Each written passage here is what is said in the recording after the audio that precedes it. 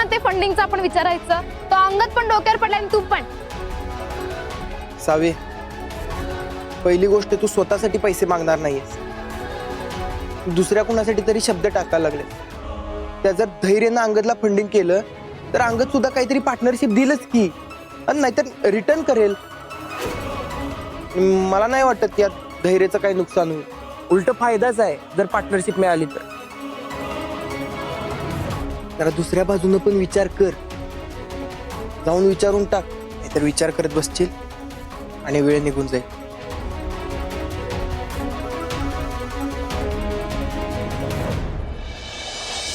सगळं काही आपल्या प्लॅननुसार होतंय आणि आता वेळ आली आहे मुख्य टप्प्याची. तुम्ही एक काम करा, उद्या सकाळी शिक्षण मंडळाची मीटिंग बोलवा आपल्या घरात. आई, शिक्षण मंडळाची मीटिंग अशी अचानक का? धैर्य आजारी आहे म्हणून काम बंद ठेवून तर चालणार नाहीये ना, आणि काही महत्वाचे डिसिजन घ्यायचे पेंडिंग पडलेत. नाही, मीटिंग बोलवली तरी धैर्य कसं बसणार मीटिंगला? बसणार, आणि त्यासाठीच घरी मीटिंग बोलवले. तोही कंटाळले म्हणत होता, त्यालाही थोडा बदल होईल आणि कामाची सुरुवात होईल. तेव्हा तुम्ही आता सगळ्यात पहिले एक काम करा, पदाधिकाऱ्यांना फोन करा आणि उद्या सकाळची 10ची वेळ द्या त्यांना.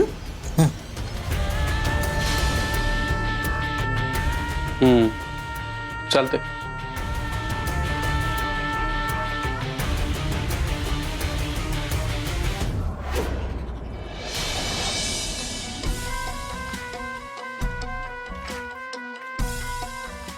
या आईच्या डोक्यात नक्की काय चाललंय काय कळतच नाही रे. कसला तर डिसिजन घ्यायचं म्हणत होती ना ती. कसला डिसिजन? तिचा सावीला ती बाहेर काढणार होती ना. होय की. हे अचानक मध्येच काय आणले तिने? काय कळणं झालंय बघ.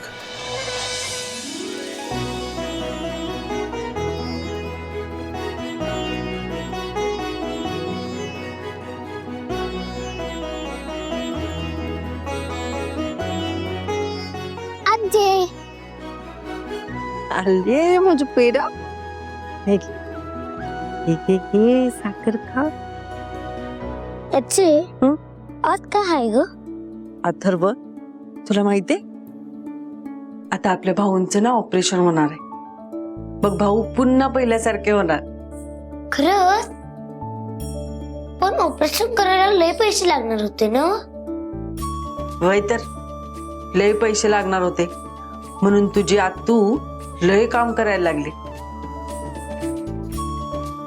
आणि तिच्याच मुळे आपल्या भाऊंचं ऑपरेशन होणार आहे.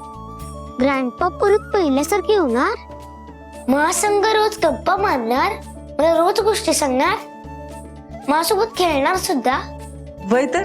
आजी, मी एक काम करतो, मी ग्रँडपांना साखर देऊन येतो. हे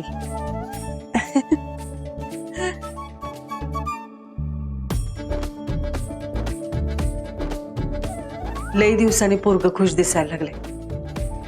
आता त्याच्या चेहऱ्यावरचा हसू मावळू देऊ नकोस देवा.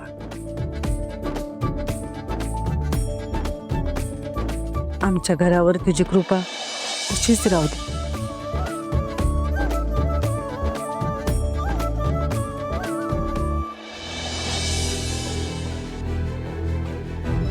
या आलात.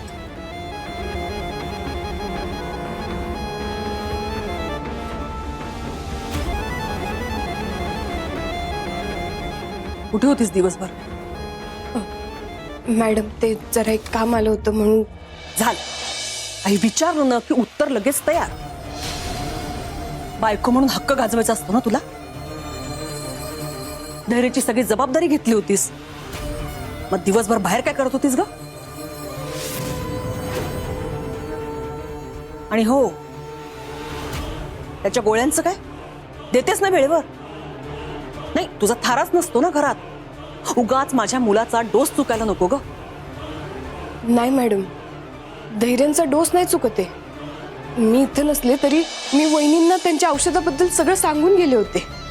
अच्छा, म्हणजे स्वतःची जबाबदारी दुसऱ्यांवर टाकून निघून जायचं. छान. म्हणून इराला सांगितलं होतं धैर्याकडे लक्ष दे म्हणून. पण तुलाच ना हौस बायको म्हणून गाजवायची. धैर्याची जबाबदारी घेतलीस ना, मग बाहेर जायची गरज काय होती तुला? सॉरी मॅडम, खरं भाऊंच्या ऑपरेशनसाठी मला पैसे.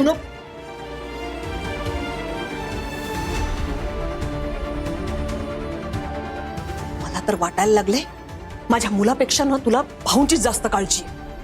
आणि जर असं असेल ना तर मग ही सगळी नाटकं करते का कशाला का तू? आई, अहो भाऊजींच्या आजच्या सगळ्या गोळ्या मी दिल्यात त्यांना. आणि सावी खरंच खूप काळजी घेते हो त्यांची. म्हणजे आज जरी इथे नसली तरी त्यांना काय हवंय नकोय ते नीट बघते. आणि काय लागणार असेल तर आम्हाला तसं सांगून जाते. तुला वकिली करायला बोलवलंय का तिने?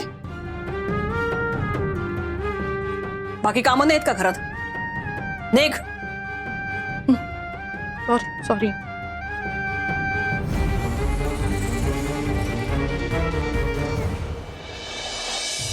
आणि तू ग कान उघडे ठेवून नीट ऐक. तुला कुठे जायचंय जा, कोणाला भेटायचंय भेट. मला त्याच्याशी काहीही घेणं देणं नाहीये. पण हे सगळं करत असताना जर का माझ्या धैर्याकडे लक्ष दिलं नाहीस, दुर्लक्ष केलंस आणि त्याला त्रास झाला, मग मात्र मी तुला सोडणार नाही, एवढं लक्षात ठेव.